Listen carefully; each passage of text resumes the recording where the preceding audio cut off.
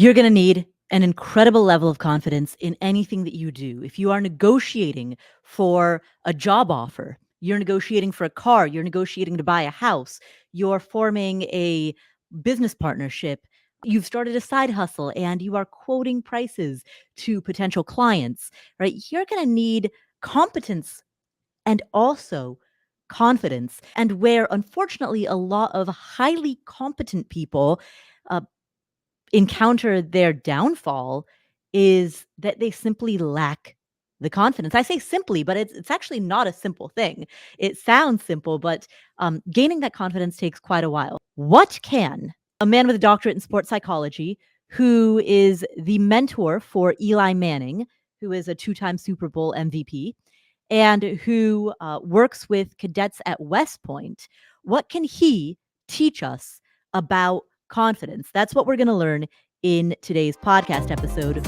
with Dr. Nate Zinsser. Hi, Dr. Z.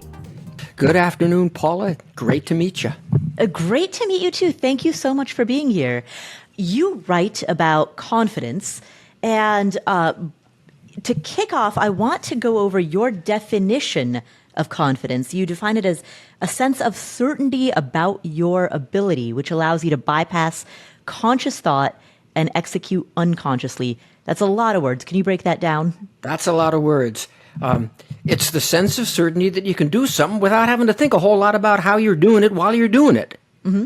You think about, for example, tying your shoes. That is a very complicated motor skill. It requires many muscles, many joints, all kinds of sensory and motor nervous system pathways. Mm-hmm. Yet we can all do that unconsciously. We don't have to think about each eyelet, each step. We start, we finish, we're okay. Once upon a time, we had to be very deliberate and careful and conscious about tying our shoes. But after some practice, we could just make a decision. Okay, I know how to do this. Wouldn't it be great if we could approach our business negotiations, if we could approach our weekend tennis game with that same degree of certainty? Okay, I know how good I am. I know my product. I know my client. Now let me be natural and automatic in my actions and communications, rather than being extra super careful and self-conscious, all of which breeds muscular tension and contributes to, mediocrity.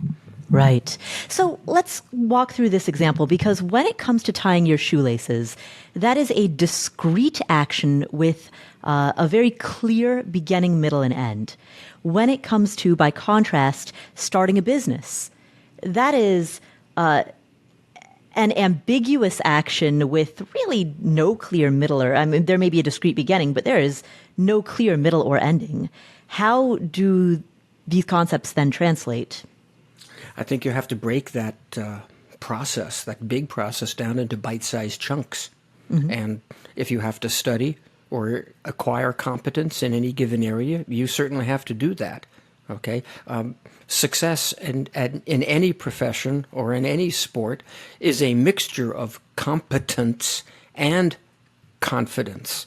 Mm-hmm. So, to get back to your question, it's a matter of breaking down that big, long-term, somewhat ambiguous process into very discrete actions that can be pursued in the relatively short term. With regard to then breaking that down into a series of discrete actions, there are a couple of challenges that I see people encounter. One is the challenge of the unknown unknowns. If we'll stay with the starting a business example, if you've been a W-2 worker your entire life, not you, but if a person has been a W-2 worker their entire life, they know that they have very little experience in starting a business, and they also know that they're about to wade into a field of unknown unknowns. How do they then start to develop confidence in even assessing what it is that they need to do? I think that begins with the process of internal reflection. Okay, mm-hmm. What are my skills? What do I know, having been in the various jobs or in the various situations in my past?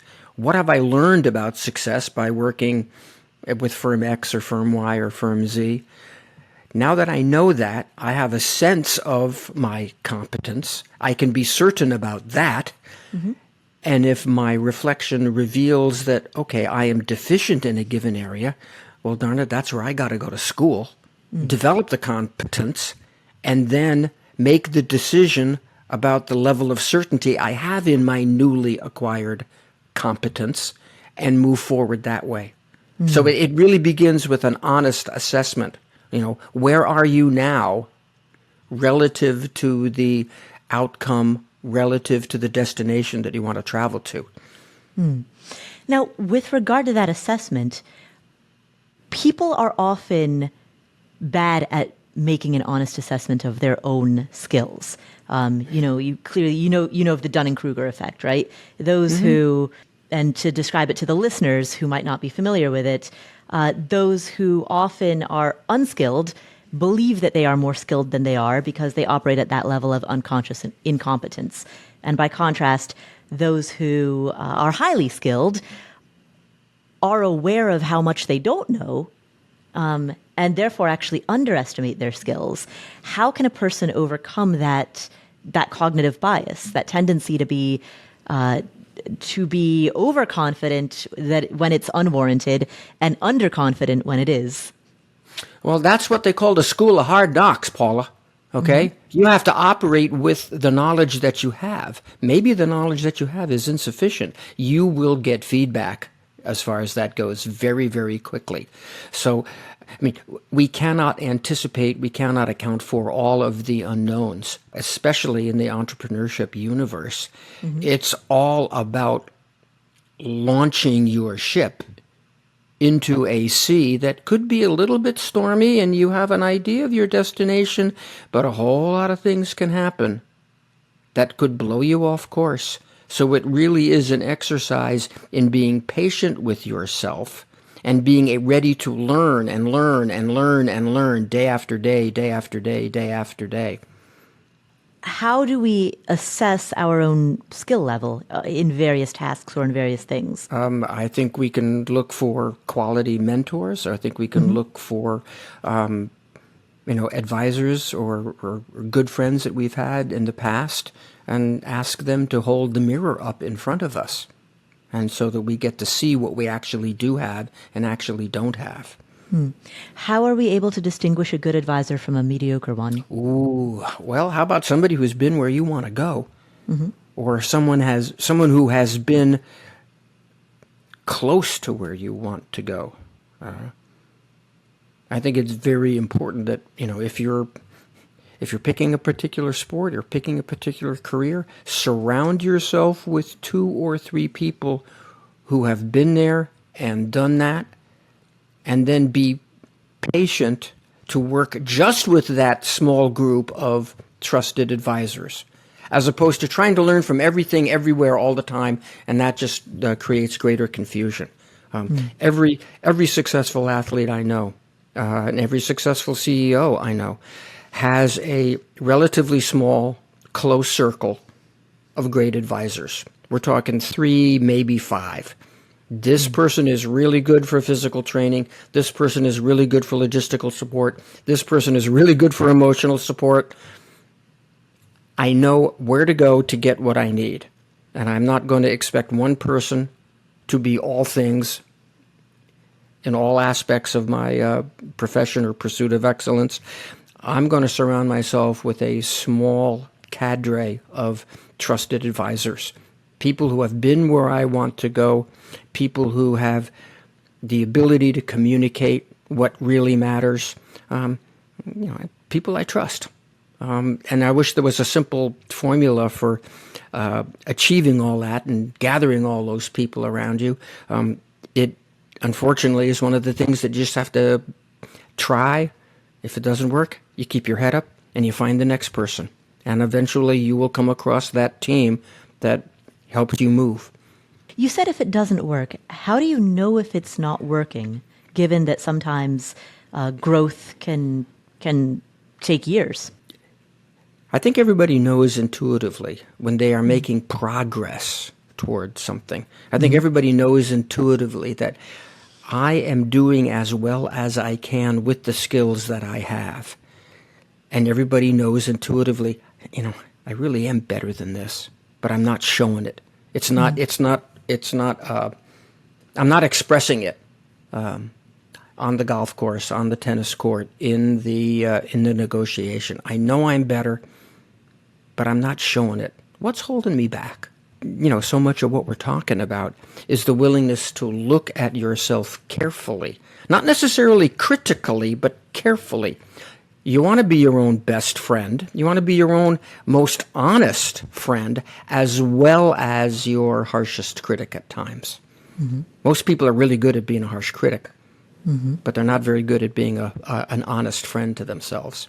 When it comes to being an honest friend to yourself, you can look back on what you've done and take a look at your own accomplishments and view those accomplishments as evidence of capability.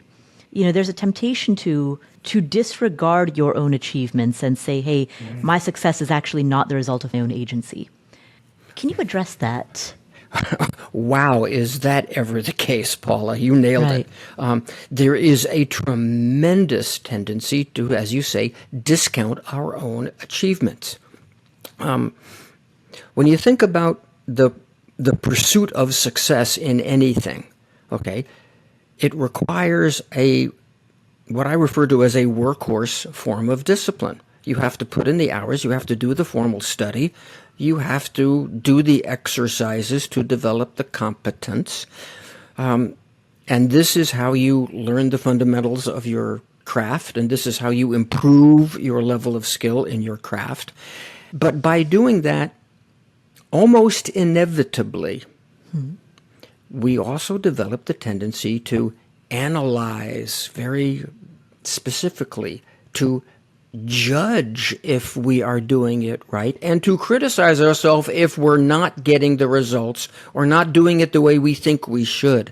So really, the pursuit of success in any field is fraught with this sort of dark side of getting you to be very, very self-critical about yourself most of the time. Now, sure, you've got to be self-critical and analytical at times, but you also have to be accepting and supportive at other times, especially when you're about to perform or release or step into your particular arena. But our cultural fabric has really emphasized very much, think carefully about what you're doing, take yourself seriously, work hard, study hard, practice more.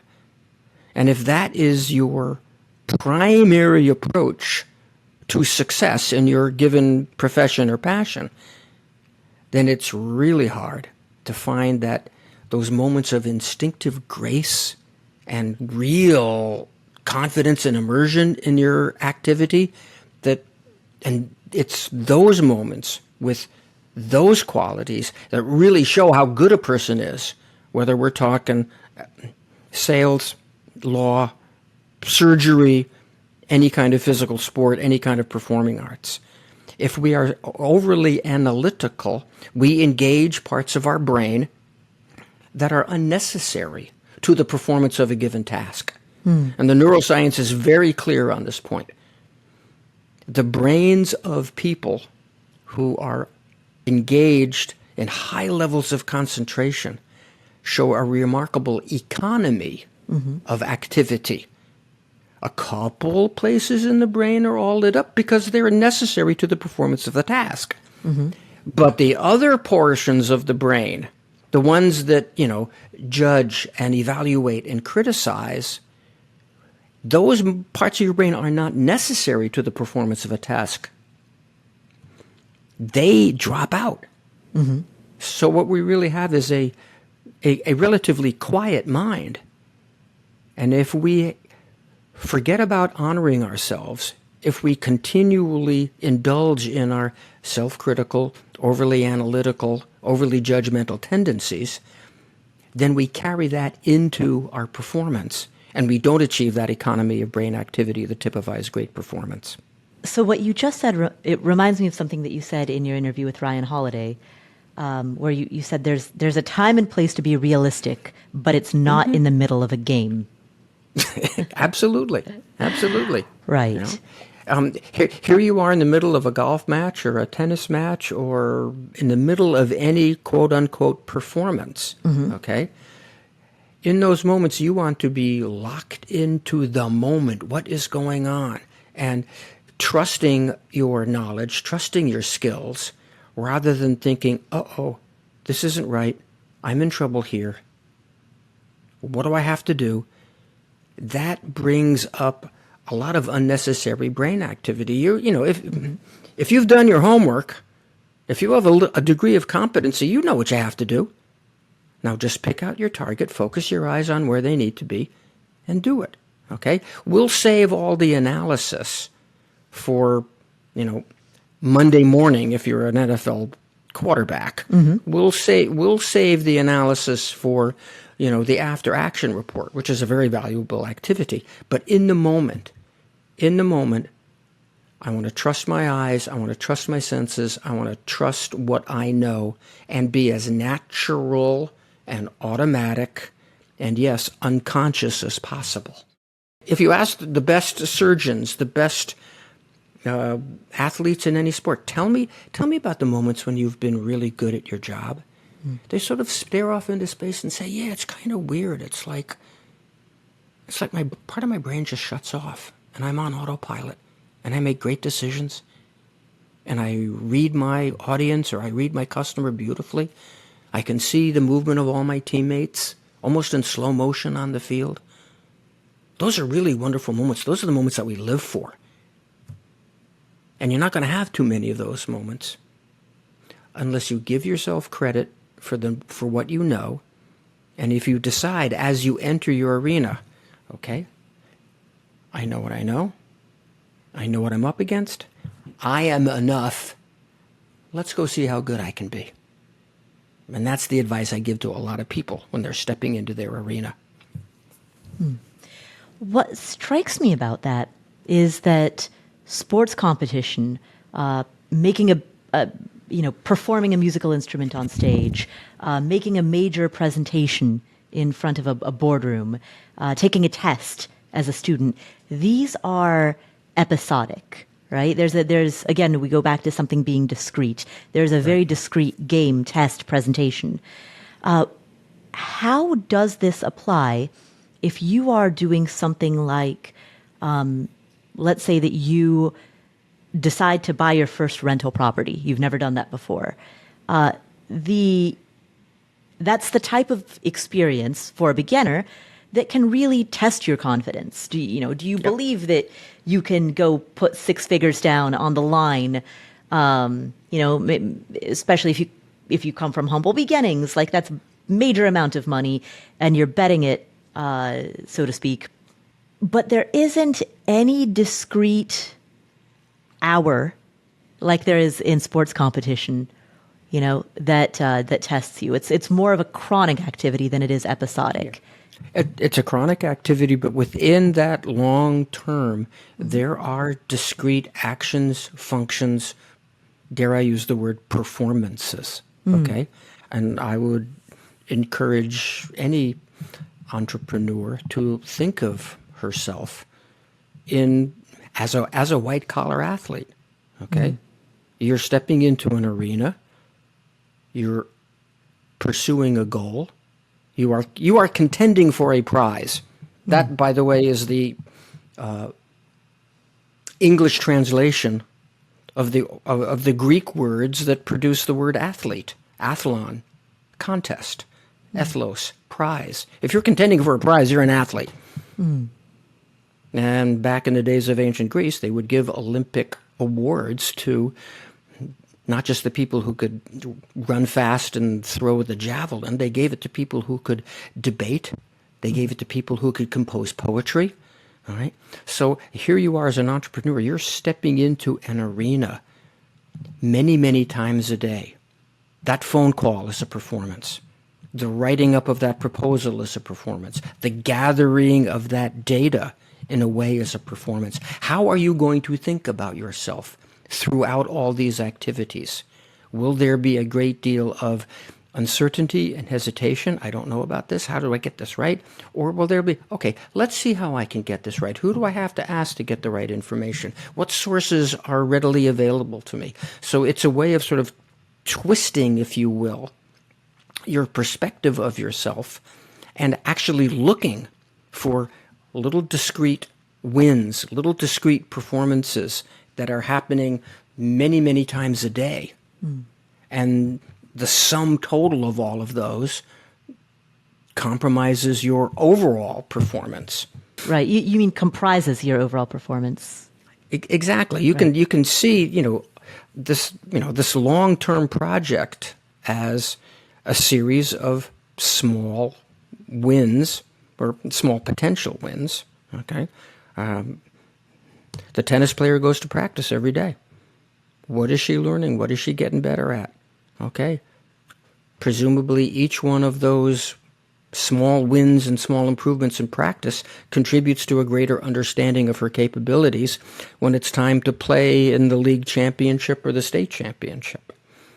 What should be the balance then? So we'll take that framework and we'll apply it to a software engineer who wants to buy their first rental property.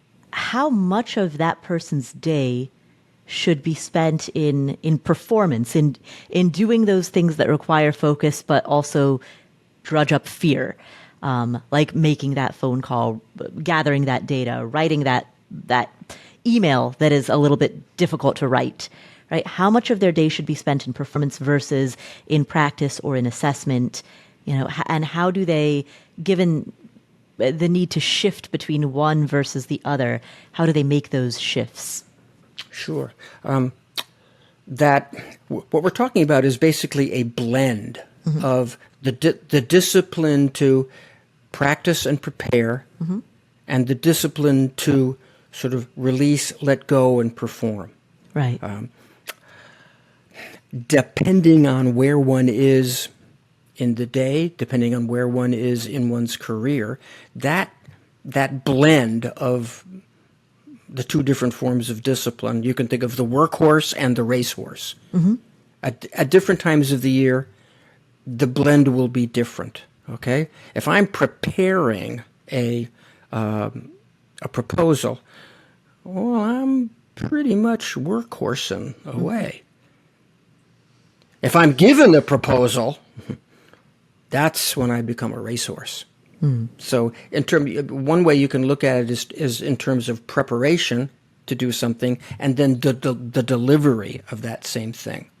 Okay?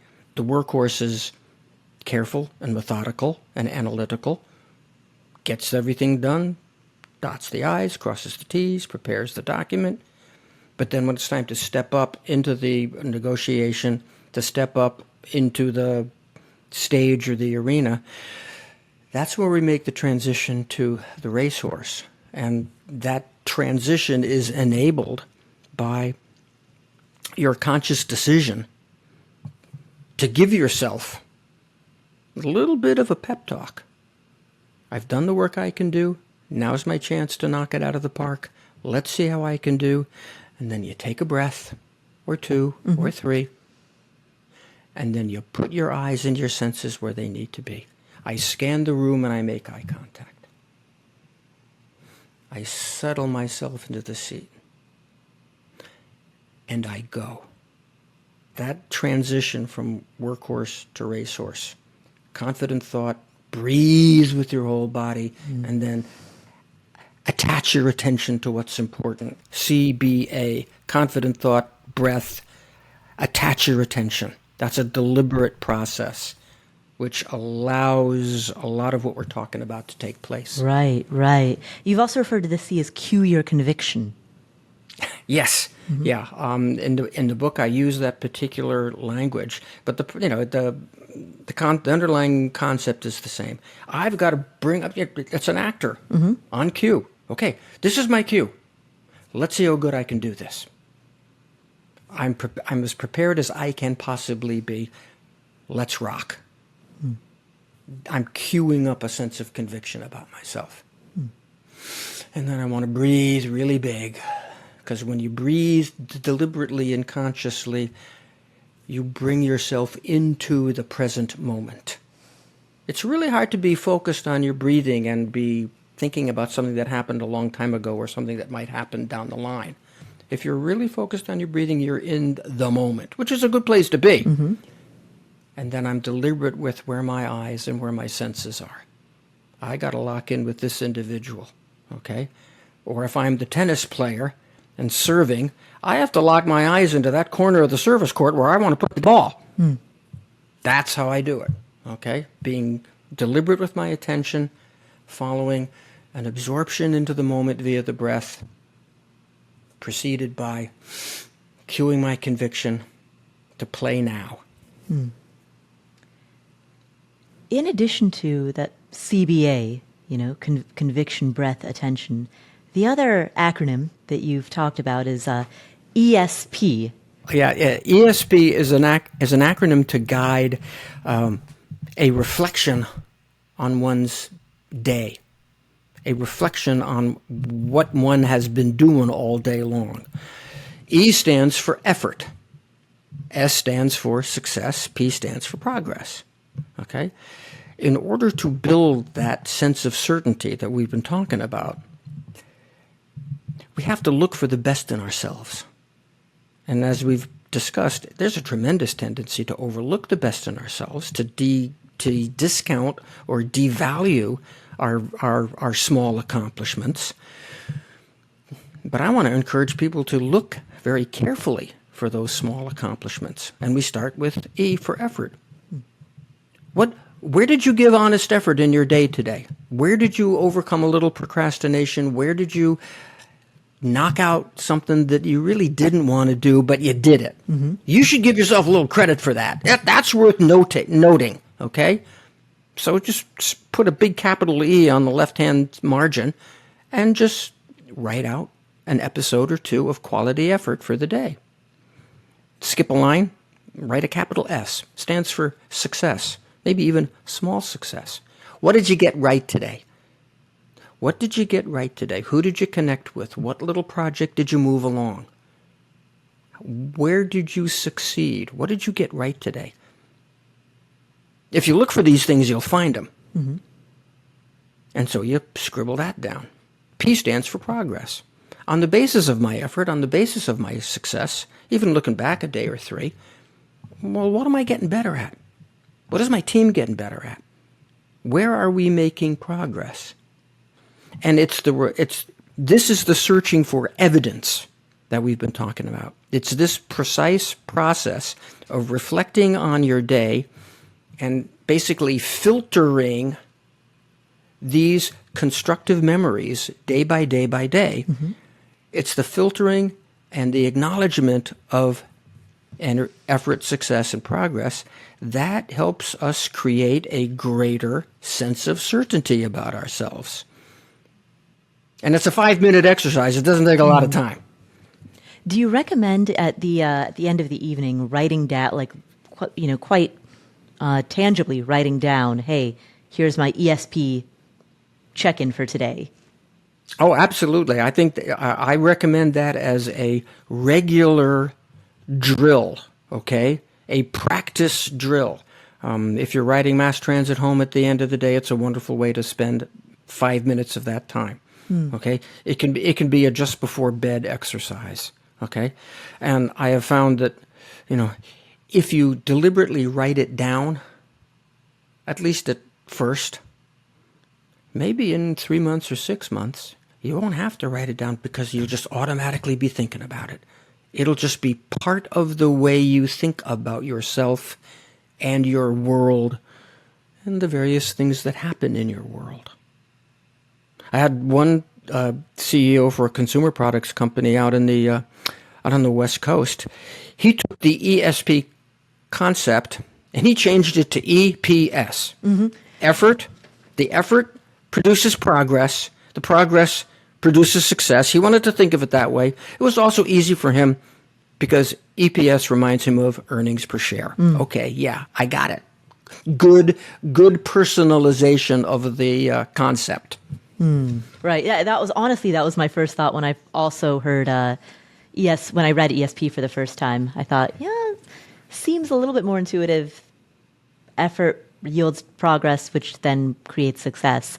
But I see it in both ways, right? Because you have daily small successes as well, those daily small successes contribute to overall progress. Right. That's exactly the way I thought about it. But I encourage people to personalize this in any way, shape, or form that works for them, as long as they get in the habit of searching for that evidence. Mm-hmm. If you search for that evidence, you'll find it. And you're going to need that evidence at some point when you are indeed stepping into your arena. Right. You're going to need to be able to look back and say, yep, I did this. I got this done. I succeeded here. That is evidence that I can succeed now. Back to that evidence that you can succeed, and as we've talked about, our tendency to discount our own past successes. One of the things that I hear from people in this audience, from friends, I often hear people point to external circumstances, such as, hey, we were just in an 11-year bull run, so of course my investments did well because we were in a bull market from 2010 until 2020. How do I know that in this new set of circumstances, maybe we're in a recession, maybe there's runaway inflation, how do I know that in this new set of circumstances, I can still do quite as well? So how would you address that? My quick answer is that you don't know. Okay? You don't know for certain. Okay? The whole entrepreneurial process is an exercise in negotiating and dealing with the uncertainty, controlling what you can control, your actions, your thought process, controlling what you can control, and doing the best you can in influencing, not controlling, but influencing the things that you can't control. All right? Well, I'll put it this way. We live in an uncertain world. There are numerous factors outside of our control. Everybody is human and makes mistakes. Every team is comprised of humans. There will be mistakes made. Okay? Are we going to be fixated on the mistakes and the setbacks, or are we going to learn from them as they happen and remain fixated on the outcomes that we want? That's the big question for all of us. You've talked about, with regard to mistakes, you wrote about how berating yourself depletes your mental bank account, right? Berating yourself is counterproductive. Why then are we inclined to do it? Why then are we inclined to do so? Because so much of our schooling, so much of our upbringing emphasized look for the worst in yourself. We grow up primarily in a red pencil mentality. We get the spelling test back in second grade, and all the words that we misspelled are circled in red pen. And so we have been trained, educated, socialized, dare I say brainwashed, to be continually on the lookout for the worst things that we're doing. And sort of, I can't do that, I can't do that, I can't do that, I can't do that. Avoid, avoid, avoid. As opposed to, let's be drawn to what we're doing right, okay? And all of your listeners, you are all very lucky if you had teachers, coaches, mentors, friends, family who encouraged you to look for the best in yourself, who continually communicated, hey, you've got opportunity, you've got potential, you've got ability, as opposed to, now be careful, now be careful, now be careful. Look out for this. The world is a minefield. Well, yeah, there's plenty of mines out there, but around the mines, there's all kinds of great territory. You can find the mines, okay? Keep your eyes on the prize, as it were. So we could talk for days about how we are socialized to always think that more work and more practice is the solution. about how the team that makes the fewest mistakes wins. These are underlying beliefs that tighten us up, drain the mental bank account. No, the team that makes the fewest mistakes is not necessarily the one that wins. It's the team that plays pretty darn good between the mistakes that they make. And that's what the best mentors and coaches are communicating to their teams and their advisees. Yeah, you're going to make mistakes, but get over it quick and do good work until you trip again, and then get up and do some more good work then until you trip, and then get up and do some more good work, as opposed to, you can't trip. Don't trip. Be careful. That just tightens up everybody. I like that saying. There are a lot of minds out there, but around that minds there's great territory. But that said, how do you balance confidence with caution? I think a little bit of it has to do with where the stakes are. If the stakes are really, really high, maybe you want to be 6 parts caution, 4 parts confident. If the stakes are really, really high. And when I'm talking stakes, I'm talking about physical danger, extreme sports,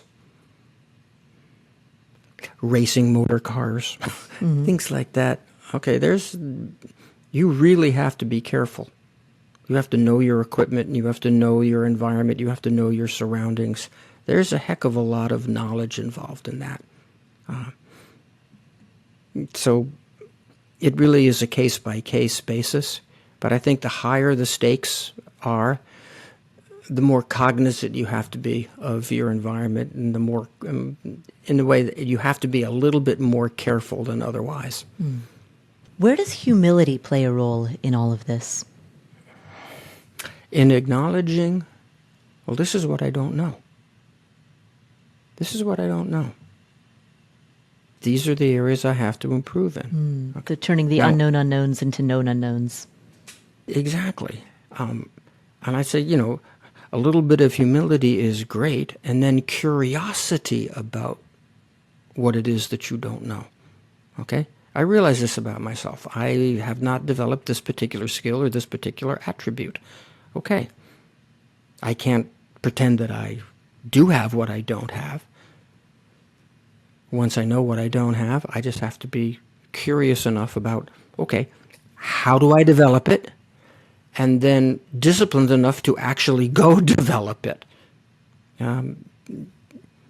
What's the biblical phrase? Fear of the Lord is the beginning of wisdom.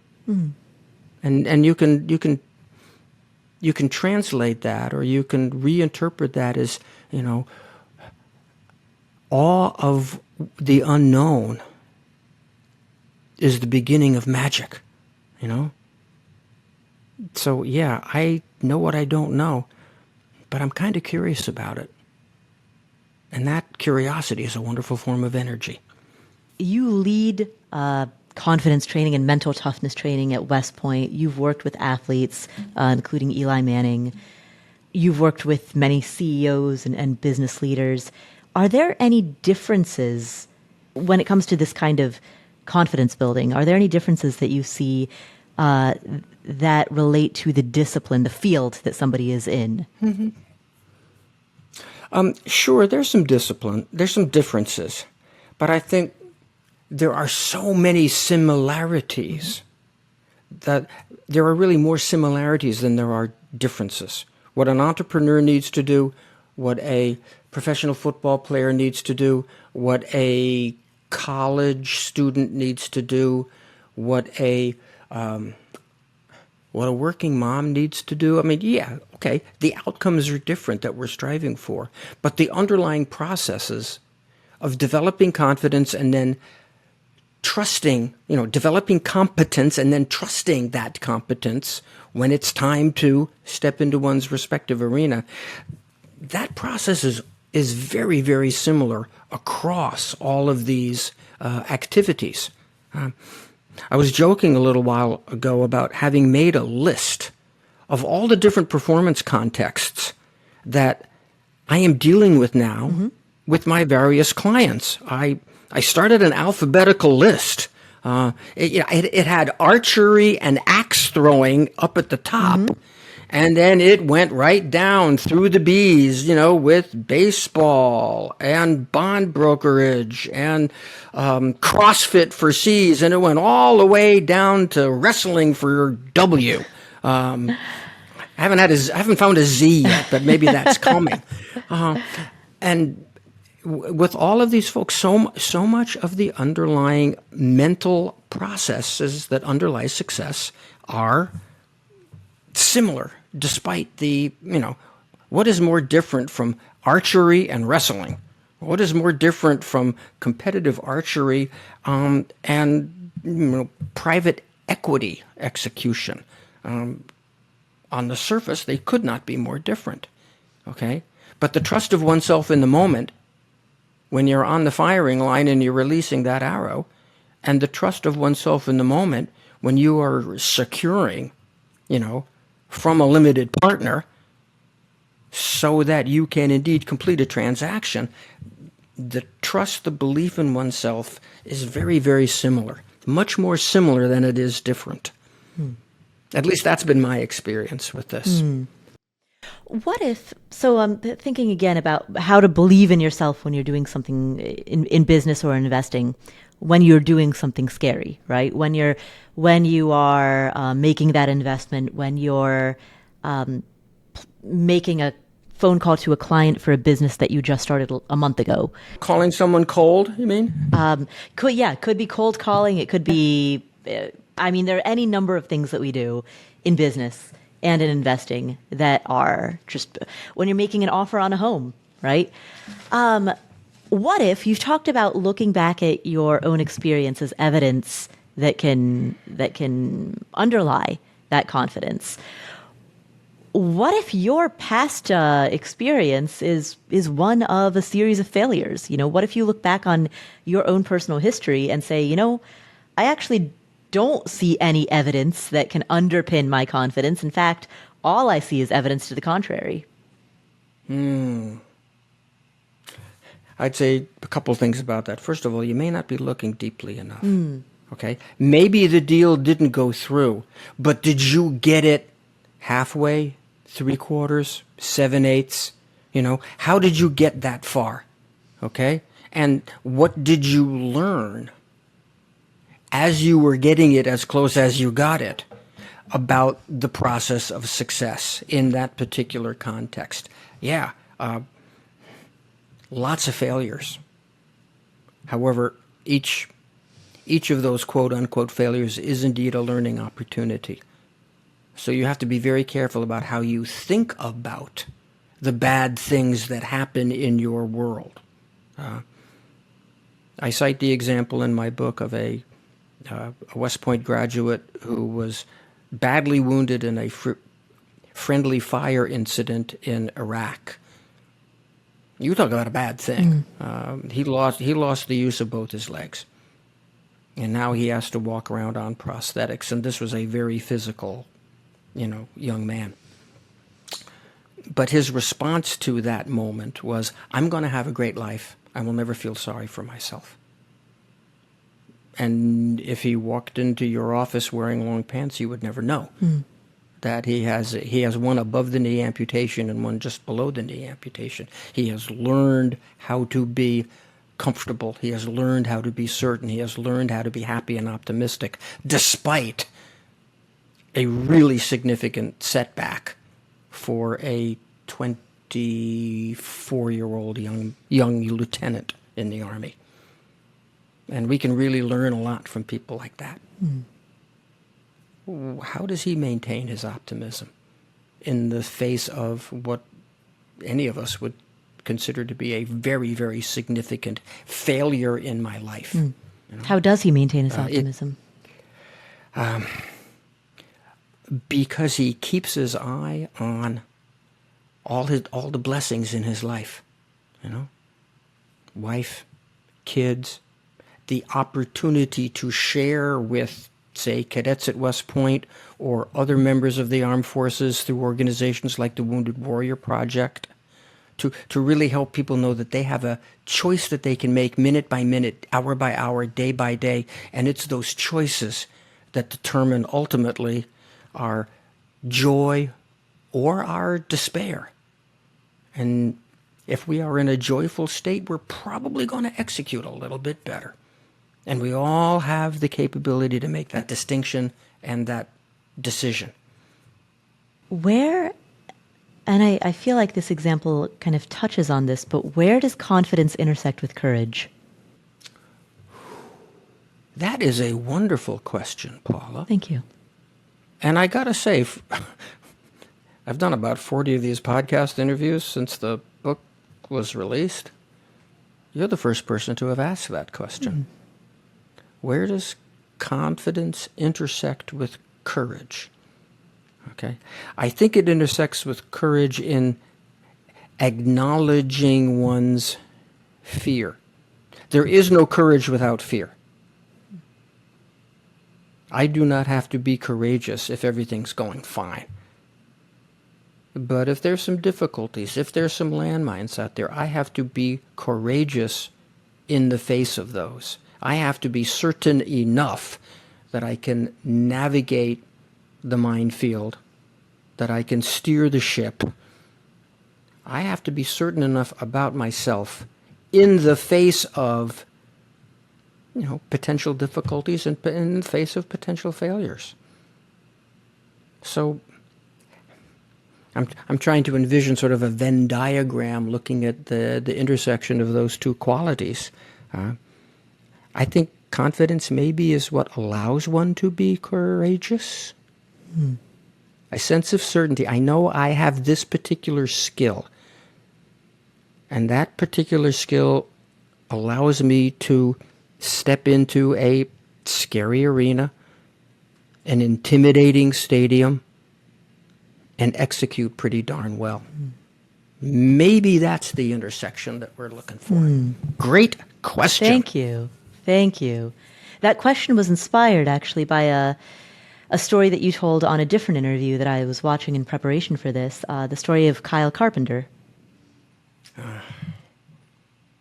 Yeah, for your listeners who don't know the name Kyle Carpenter, he is the youngest Medal of Honor recipient in the history of the Army.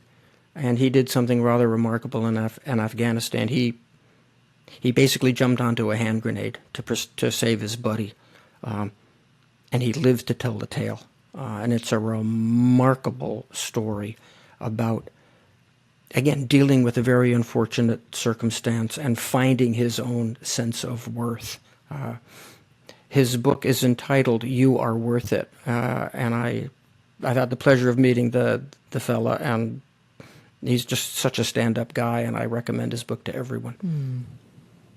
Right. Because you got to feel like you are worth it if you're going to persevere through, all the inevitable difficulties that this life presents to us. Right. And that is the ultimate example of courage and moral courage, true moral courage. Yeah, I mean, you jump on a hand grenade, you usually don't live to tell the story. His body armor turned to dust. He, absorbed the blast on the one side of his body, considerable injuries, months and months and months of recovery, and a whole lot of, soul-searching and self-doubt. But he has come out of it beautifully, and he's a great example for anybody who thinks they're up against a tough fight. Read his story, and you'll get a little inspiration. Yeah, we will. I'll make sure to link to his book also in the show notes.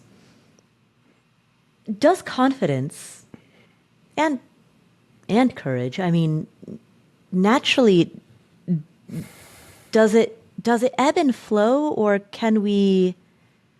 is it also on something of an upward trajectory, like almost like the stock market, where there might be daily volatility, but we can grow it steadily over time? Well, you can grow your confidence over time, but it is a very active and deliberate process, okay?